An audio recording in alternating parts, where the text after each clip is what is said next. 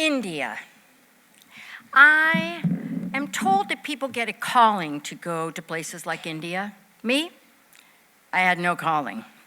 I didn't even like the food. I had gotten divorced, and my meditation group was going.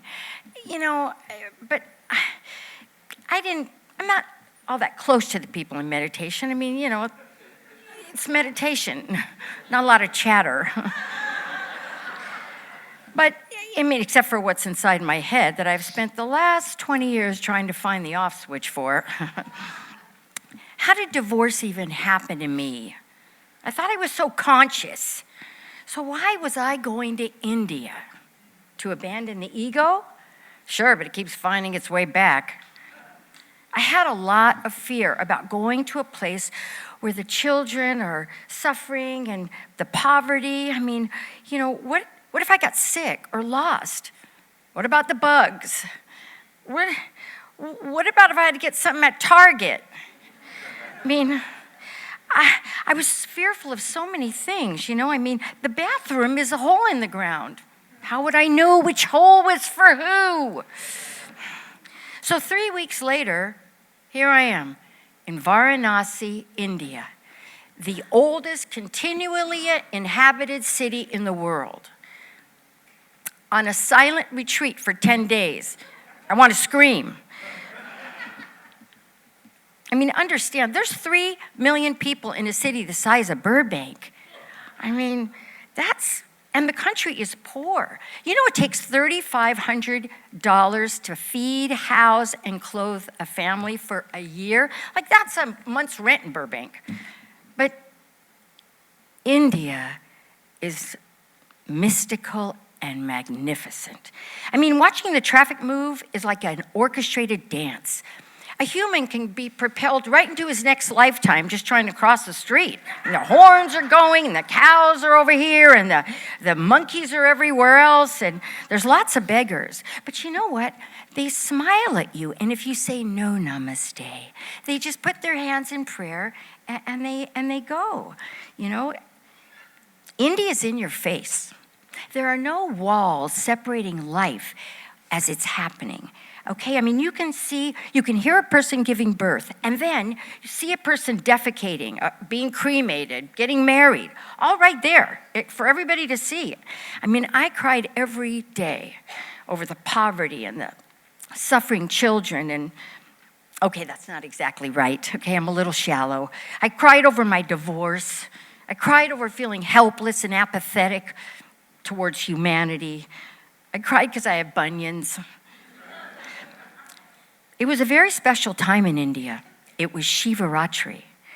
Now, thousands of people come from all over the world to sit at the Ganges River at Shivaratri, the Ganga.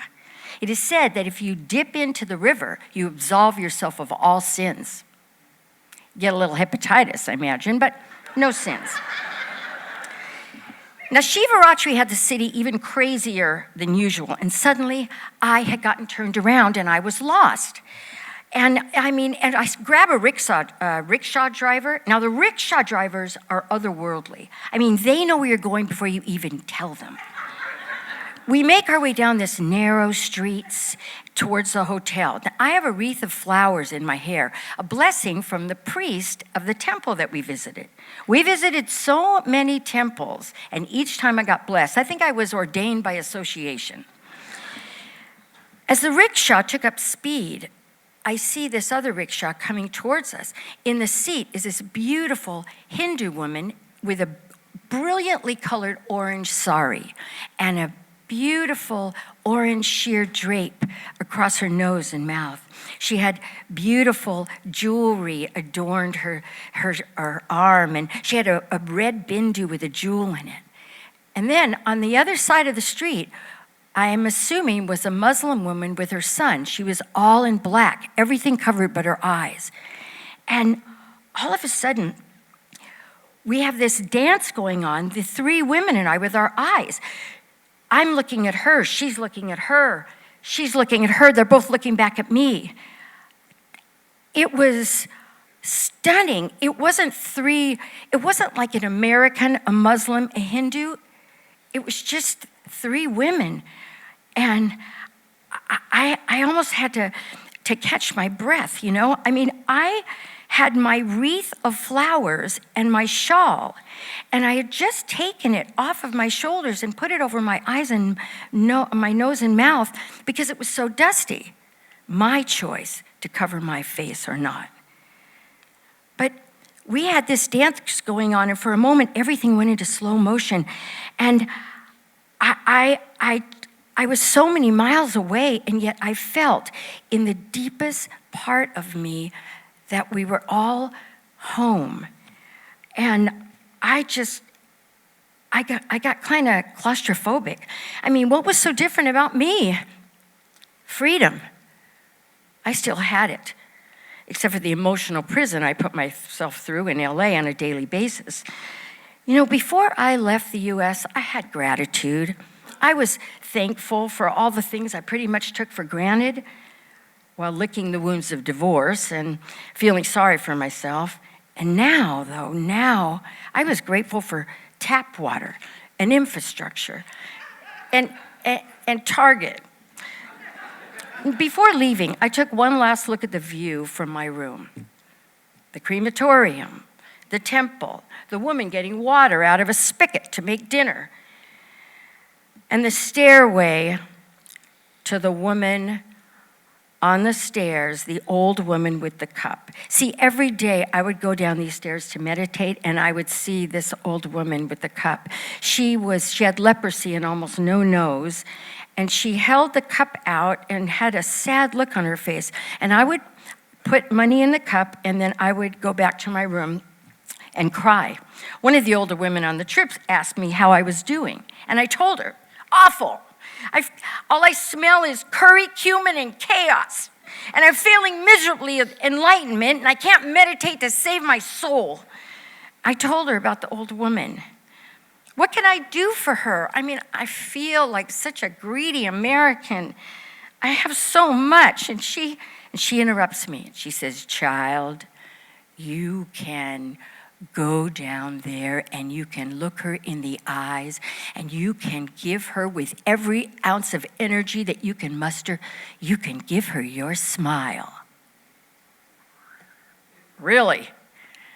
That's easy for you to say with your Bloomingdale's underwear and your Kindle.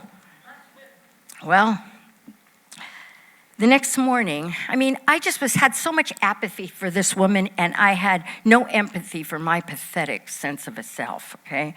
Excuse of a self. So the next day, I descended down the steep stairs, and I saw the woman, and I was afraid, you know? I realized that I had never looked her in the eye. I had put money in the cup every day, but I never looked her in the eyes. So I walked down and I looked her with all the energy that I could muster. I looked at her and I smiled, my biggest, best, most possible smile. And I just kept smiling and kept smiling. And I wondered, was she married? Did she know about divorce? I just kept smiling, and then I softened into her eyes, and then suddenly she smiled back at me, this most beautiful smile, and her eyes sparkled. And I went right back up to my room and I cried. But it was a different sort of cry this time. It was a cry for humanity, and I was included.